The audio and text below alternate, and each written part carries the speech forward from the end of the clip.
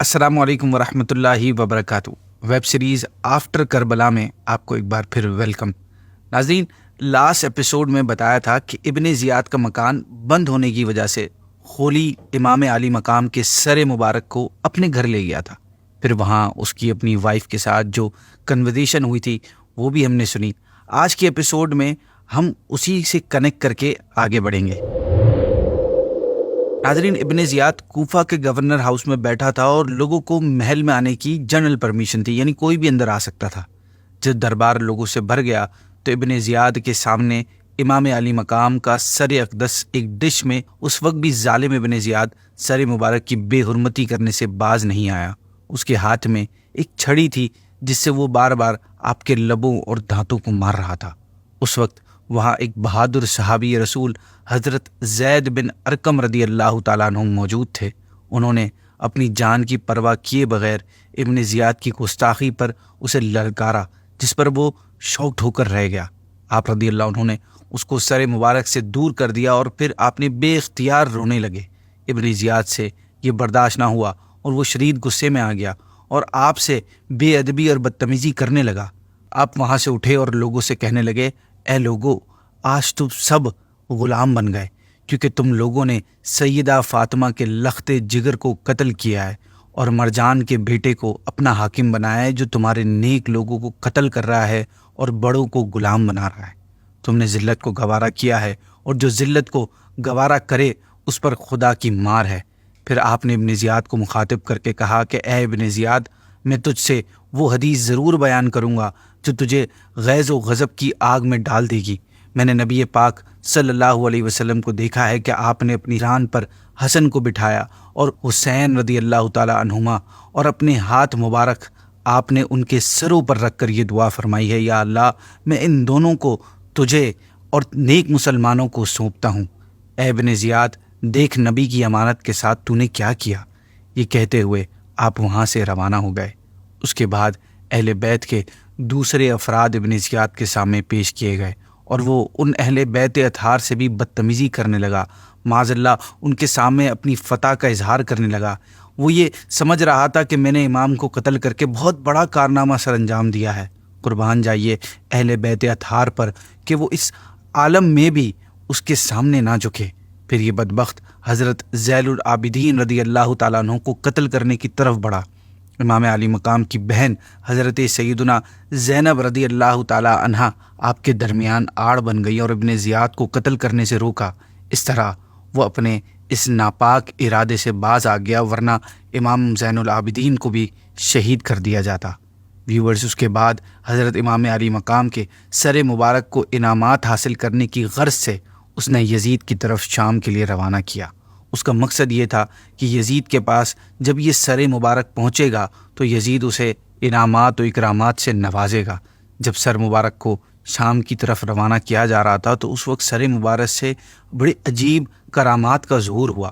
چنانچہ حضرت زید بن ارقم سے روایت ہے کہ جب ابن زیاد نے حکم دیا کہ حضرت امام حسین کے سر انور کو نیزے پر چڑھا کر کوفہ کی گلیوں میں پھرایا جائے تو اس وقت میں اپنے مکان کی کھڑکی میں کھڑا قرآن حکیم کی سورہ کہف کی تلاوت کر رہا تھا۔ پڑھتے پڑھتے جب میں اس آیت کریمہ تک پہنچا جو کہ سورہ کہف کی آیت نمبر 9 تھی، جس کا ترجمہ ہے، کیا تمہیں معلوم ہوا کہ پہاڑ کی کوہ میں اور جنگل کے کنارے والے ہماری ایک عجیب نشانی تھے۔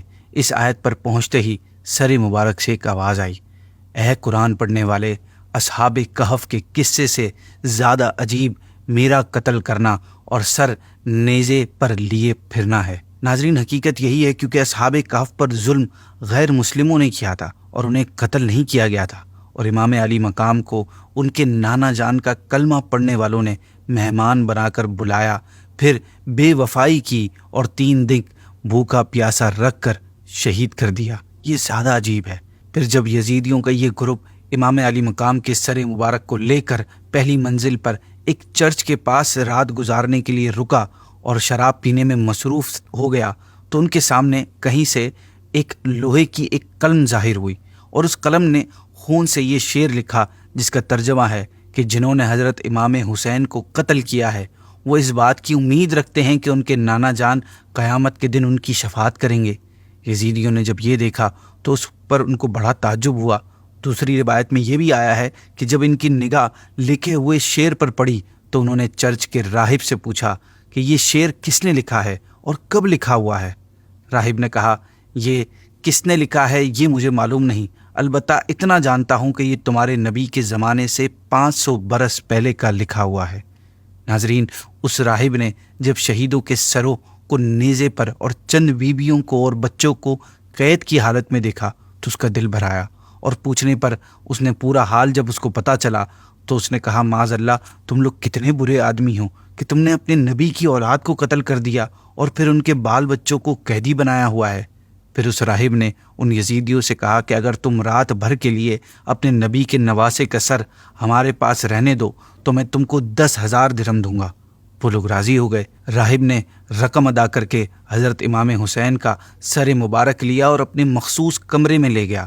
پھر سر انور اور چہرہ مبارک اور مقدس زلفوں اور داڑھی کے بالوں پر جو گرد و غبار اور خون جمع ہوا تھا دھویا، عطر لگائی اور بڑی تعظیم و تکریم کے ساتھ اپنے سامنے رکھ کر زیارت کرنے لگا۔ اللہ پاک اس کے اس ادب سے راضی ہوا اور اس نے اپنی رحمت کے دروازے اس راہب کے لیے کھول دیے۔ راہب رونے لگا اور اس کی نگاہوں سے پردے اٹھ گئے۔ اس نے دیکھا کہ سر اقدس سے آسمان تک نور ہی نور ہے۔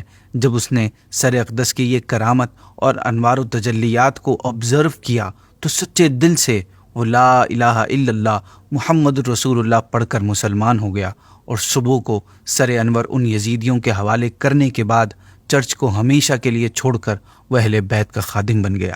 یہاں ایک اور واقعہ بھی ہوا کہ یزیدی لشکر نے آپس میں یہ فیصلہ کیا کہ جو درہم راہب نے دیے ہیں وہ یہیں آپس میں ڈیوائیڈ کر لیا جائے۔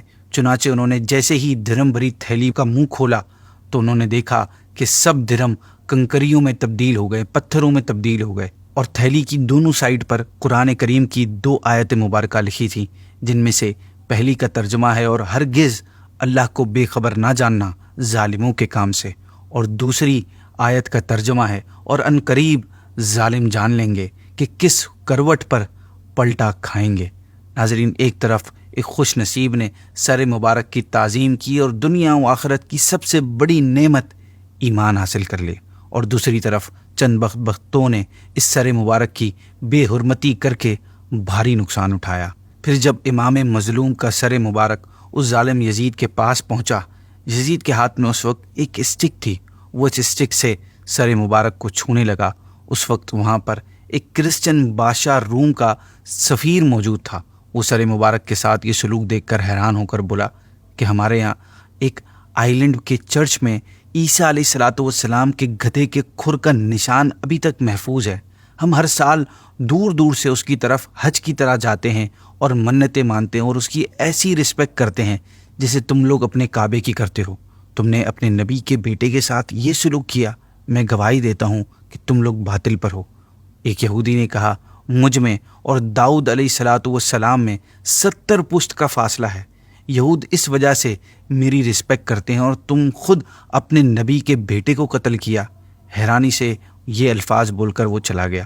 حضرت علامہ ابن حجر مکی رحمۃ اللہ تعالی علیہ روایت فرماتے ہیں کہ سلیمان بن عبد الملک ایک مرتبہ خواب میں نبی پاک صلی اللہ علیہ وسلم کی زیارت سے مشرف ہوئے۔ انہوں نے دیکھا کہ نبی کریم صلی اللہ علیہ وسلم ان کے ساتھ لطف و کرم فرما رہے ہیں۔ صبح انہوں نے حضرت حسن بصری رحمۃ اللہ تعالی علیہ سے اس خواب کی تعبیر پوچھی تو انہوں نے فرمایا، شاید آپ نے آل رسول کے ساتھ کوئی بھلائی کی ہے۔ عرض کی، جی ہاں، میں نے حضرت امام علی مقام امام حسین رضی اللہ تعالیٰ عنہ کے مبارک سر کو خزانہ یزید میں پایا تو اسے کفن دے کر اپنے ساتھیوں کے ساتھ اس پر نماز پڑھ کر اس کو دفن کیا ہے۔ آپ نے فرمایا، آپ کا یہی عمل پیارے آقا صلی اللہ علیہ وسلم کی خوشی کا سبب ہوا ہے۔ اینی وے ویورز، امام علی مقام کے سر انور کے دفن ہونے کی جگہ کے بارے میں ہسٹری کی کتابوں میں مختلف باتیں آئی ہیں۔ بعض ہسٹورینز کا کہنا ہے کہ سر مبارک کو جنت البقیع میں حضرت فاطمہ الزہرا رضی اللہ تعالیٰ عنہ کے پہلو میں دفن کیا گیا ہے، جبکہ بعض کا کہنا ہے کہ کربلا میں سر انور کو جسم مبارک سے ملا کر دفن کیا گیا۔ ناظرین، آج کے لیے اتنا ہی۔ آگے کی ڈیٹیلز انشاءاللہ ہم نیکسٹ ایپیسوڈ میں سنیں گے۔ آئیے آپ کو ایک بڑی ہی پیاری فضیلت سناتا ہوں کہ حضرت سیدنا زید بن ثابت رضی اللہ تعالیٰ عنہ بیان کرتے ہیں کہ حضور صلی اللہ علیہ وسلم نے فرمایا کہ بے شک میں تم میں 2 نائب چھوڑ کر جا رہا ہوں، ایک اللہ پاک کی کتاب جو کہ آسمان و زمین کے درمیان پھیلی ہوئی رسی کی طرح ہے، اور میری اطرت یعنی میرے اہل بیت، اور یہ کہ یہ دونوں اس وقت تک ہرگز جدا نہیں ہوں گے جب تک کہ